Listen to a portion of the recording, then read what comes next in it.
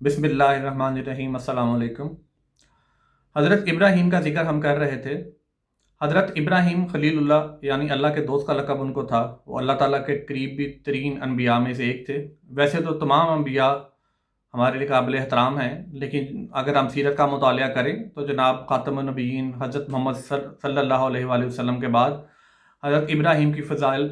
اور برکات ہمیں زیادہ نظر آتی ہیں۔ اللہ تعالیٰ نے ان کی قرآن میں تعریف فرمائی ہے کہ وہ میرے سچے بندوں میں سے ایک تھا، ان کو اکیلے ہی امت قرار دے دیا۔ انہوں نے اللہ تعالیٰ کے حکم پہ اپنی بیوی اور اپنے نوزائیدہ بچے کو جا کر عرب کے جو صحرا تھے وہاں پر چھوڑ دیا اور وہاں سے چل دیے۔ وہیں پر آپ نے خانہ کعبہ کی بنیاد بھی دوبارہ سے رکھی اور خانہ کعبہ کی عمارت کو دوبارہ سے تعمیر کیا، اور اس جگہ پہ جہاں پہ وہ کھڑے ہو کے آپ نے یہ تعمیر کی تھی حضرت اسماعیل کے ساتھ، اس کو مقابر ابراہیم کے نام سے جانا جاتا ہے۔ حضرت ہاجرہ جو ان کی بیوی تھیں، ان کا واقعہ بڑا مشہور ہے کہ بچہ بھوکا تھا، وہ اللہ کے سہارے وہاں پہ موجود تھی۔ بیابان جو صحرا تھا، بیابان تھا، اور وہ پانی کے لیے تلاش میں دوڑیں۔ انہوں نے ایک صفا اور مروہ پہاڑی کے درمیان 7 چکر لگائے، جس کو اللہ نے پسند کیا، اور اللہ تعالیٰ نے عمرہ اور حج کے درمیان اس کو فرض قرار دے دیا کہ ان کے بغیر یہ مکمل نہیں ہوگا۔ سوچیں کہ کیسے وہ حالات ہوں گے آج سے ہزاروں سال پہلے، کہ جب انہوں نے وہ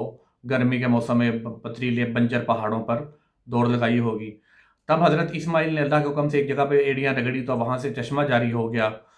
جسے ہم آج زمزم کے نام سے جانتے ہیں، اور وہ پانی تب سے چل رہا ہے اور آج تک وہ اس میں رکا نہیں، اس میں شفا ہے۔ حضرت ابراہیم کے اور فضائل میں یہ ہے کہ آپ نے اللہ کے حکم سے حضرت اسماعیل کو خواب میں جو آیا تھا حکم، اس کے مطابق ذبح کرنے کی بھی نیت کی، لیکن اللہ تعالیٰ نے ان کی نیکی کو قبول فرمایا اور اس جگہ پہ دمبے کو لٹا دیا۔ حضرت ابراہیم نے اللہ تعالیٰ سے خانہ کعبہ کی تعمیر کرتے ہوئے دعا کی تھی اپنی امت کے لیے اور آنے والے لوگوں کے لیے کہ اے میرے رب، اس جگہ کو قبول کر دے، یہاں پر برکت کر دے، اور میرے جو آنے والے لوگ ہیں ان پر رحمت نازل فرما۔ ان کی ہوئی دعا ہم ہر نماز میں پڑھتے ہیں، ربی اجعلنی مقیم الصلاۃ ومن ذریتی ربنا وتقبل دعا ربنا اغفر لی ولوالدی وللمؤمنین یوم یقوم الحساب۔ یہ ایک بہت ہی مفصل دعا ہے کہ جو اللہ تعالیٰ نے اپنے نبی کو سکھائی، اور آج ہم ہر نماز میں اس کا ذکر کرتے ہیں۔ 14ویں پارے میں اللہ تعالیٰ نے منکرین قرآن کا ذکر فرمایا ہے کہ وہ نبی پاک صلی اللہ علیہ وسلم کا استہزاء کرتے تھے، ان کو تکالیف پہنچاتے تھے، تنگ کرتے تھے، اور کہتے تھے تم اگر اتنے ہی سچے ہو تو آسمان سے فرشتے کیوں نہیں بلاتے؟ وہ فرشتے آ کر زمین میں کیوں نہیں تمہاری جگہ تبلیغ کرتے؟ تب اللہ نے فرمایا کہ میں فرشتے تو اتار دوں، لیکن یہ تب بھی ایمان نہیں لائیں گے، اور میں فرشتے آسمان سے تب ہی نازل کرتا ہوں کہ جب کسی قوم کا وقت آ چکا ہوتا ہے، اور ان کو عذاب دینا اور ان کو نیست و نابود کرتا میرا مقصد ہوتا ہے۔ اللہ تعالیٰ کے نبی کے جو دشمن تھے نبی پاک صلی اللہ علیہ وسلم کے، ابو لہب کے بیٹے اور اسرا کے علاوہ جنہوں نے نبی پاک صلی اللہ علیہ وسلم کو اذیت دی، ان کا بھی اللہ تعالیٰ نے ان کو بھی شدید قسم کی تکلیف دہ موت سے دوچار کیا۔ ابو لہب کے ایک بیٹے نے نبی صلی اللہ علیہ وسلم کی بیٹی کو طلاق دی اور اذیت دی۔ نبی صلی اللہ علیہ وسلم بہت تکلیف میں تھے، اور انہوں نے بد دعا کی اس کے لیے کہ اے اللہ، میرے کتوں میں سے ایک کتا اس پر مسلط کر دے۔ روایت میں آتا ہے کہ جب غزوہ بدر کے لیے تمام جو تھے مسلمان ایک جگہ پر بدر کے میدان میں رات پڑاؤ میں تھے، اور ایک جگہ کفار مکہ بھی تھے، ان میں ابو لہب کا وہ بیٹا بھی تھا، تمام طرفاتی سار کے باوجود، کیونکہ اس کو ڈر تھا کہ اللہ کے نبی نے اس کو بد دعا دی ہے تو کوئی نہ کوئی واقعہ پیش آ سکتا ہے، رات کو ایک شیر آیا اور چپکے سے اس کو اٹھا کر لے گیا۔ اس طرح اللہ کے نبی کی بد دعا اس کے حق میں قبول ہوئی، اور دنیا میں ہی اس کو اس کی کیے کی سزا مل گئی۔ اللہ تعالیٰ فرماتے ہیں کہ کائنات کا نظام جو ہے وہ میں اکیلا ہی چلا رہا ہوں، میرے علاوہ کوئی خالق و مالک نہیں۔ اور اس کی مثال اس طرح سے کہ اگر 2 خدا ہوتے تو ان کی آپس میں بحث ہوتی، ان کے آپس میں مسائل ہوتے، اور کائنات کا نظام درہم برہم ہو کر رہ جاتا۔ اللہ تعالیٰ فرماتے ہیں کہ دیکھو کیسے میں نے آسمان کو رنگ برنگ ستاروں سے سجایا،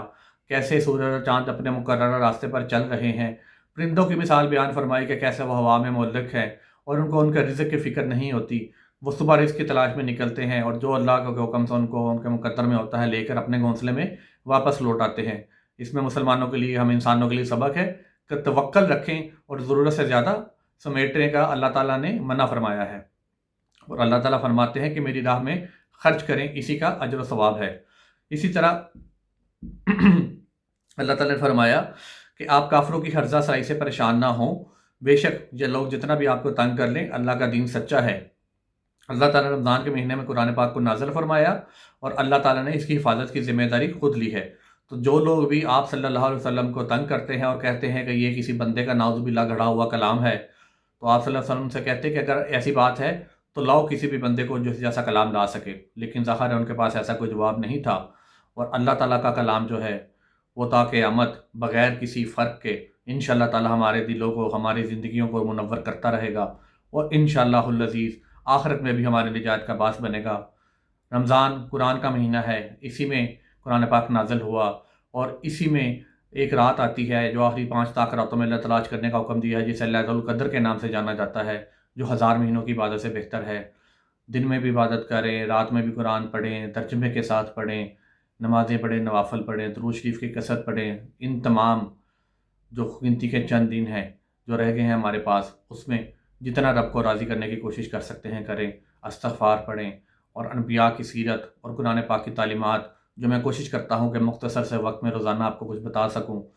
ان سے سیکھیں کہ کیسے اللہ تعالیٰ نے قرآن پاک میں ہمارے لیے حکمت بھری باتیں بتائی ہیں، تاکہ ہم ان پر عمل کر کے نبی پاک صلی اللہ علیہ وسلم کی سیرت کے مطابق اپنی زندگی کو ڈھال سکیں۔ یاد رکھیں،